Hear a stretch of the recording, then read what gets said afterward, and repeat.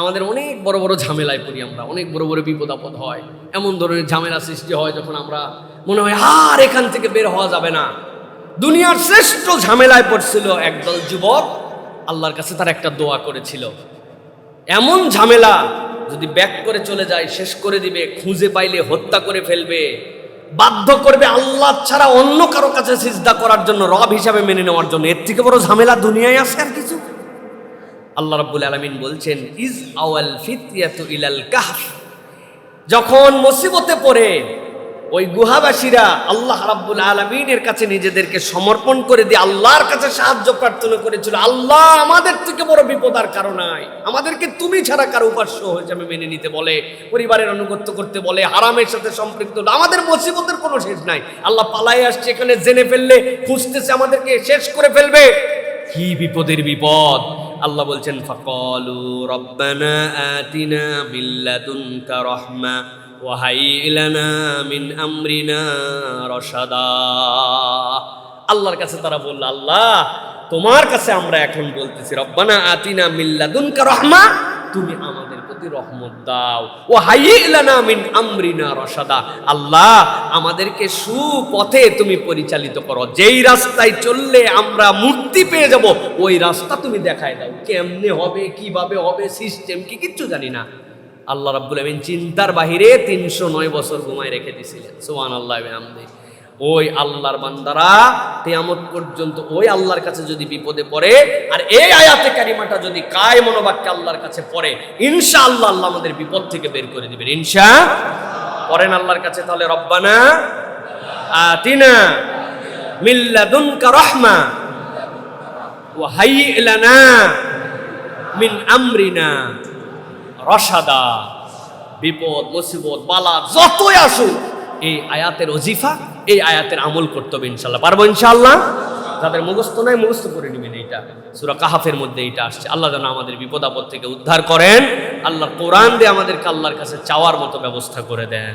মেয়েদের সালাতে টাকনু ঢেকে রাখা কি জরুরি? কাপড় ঠিক করতে বা রুকু দিতে গিয়ে যদি টাকনু মাঝে মাঝে বের হয়ে যায় তাহলে কি সালাত ভেঙে যাবে? হ্যাঁ প্রিয় বোনেরা, আমরা যারা সালাত আদায় করি মেয়েদের এই মাসালাটি জেনে রাখা উচিত যে মেয়েদের টাকনু সালাতের সতরের অন্তর্ভুক্ত।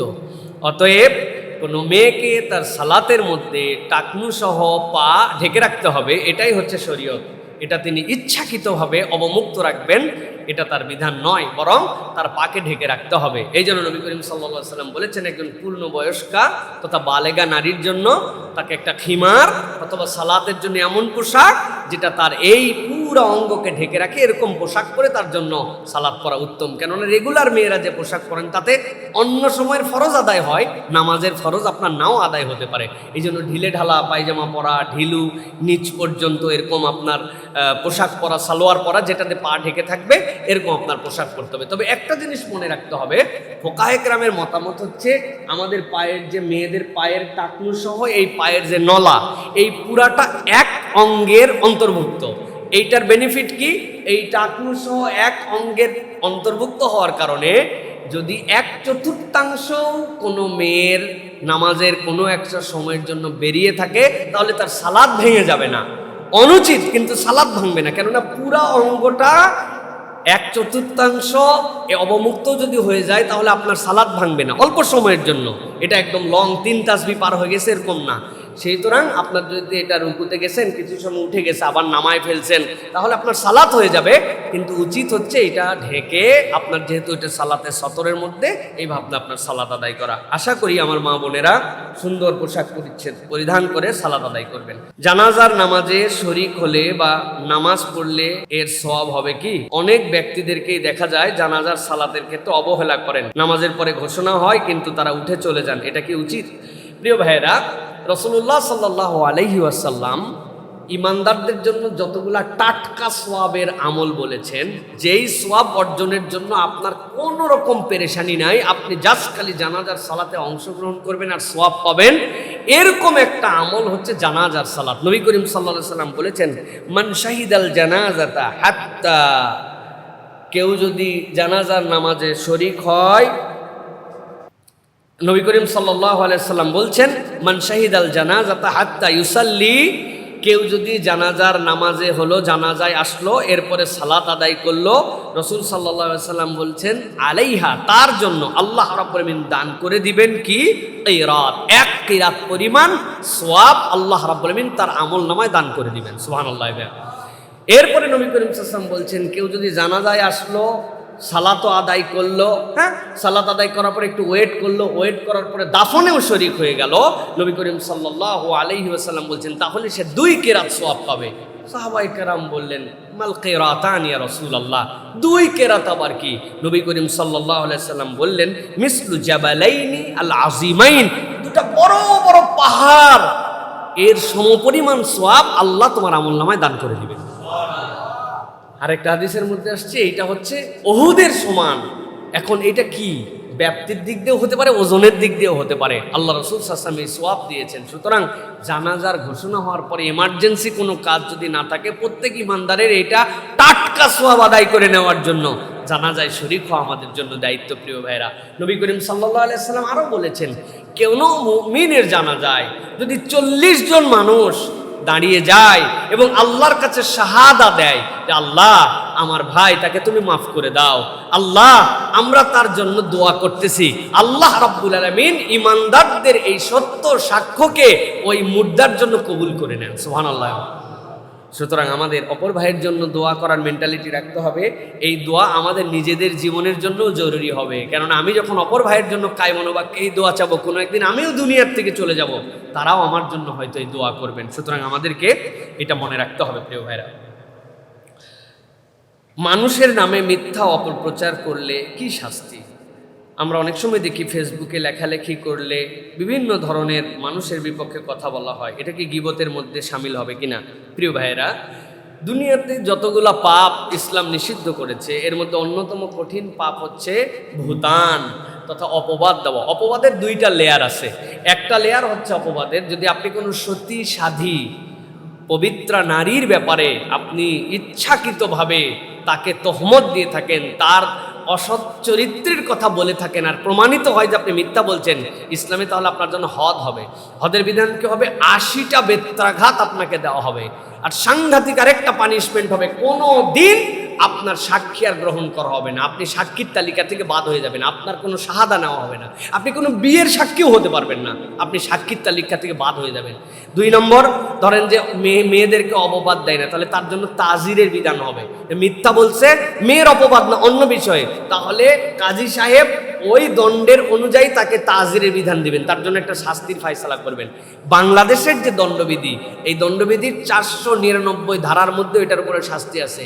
কেউ যদি কারো নামে অপবাদ দেয় 2 বছরের সশ্রম কারাদণ্ড হতে পারে, অথবা 2 বছরের কারাদণ্ড এবং কারা এবং এর সাথে অর্থদণ্ডও তার উপরে হতে পারে। সাইবার আইন যেটা আছে সেখানেও কিন্তু এই অ্যাক্টিভিটিস আছে।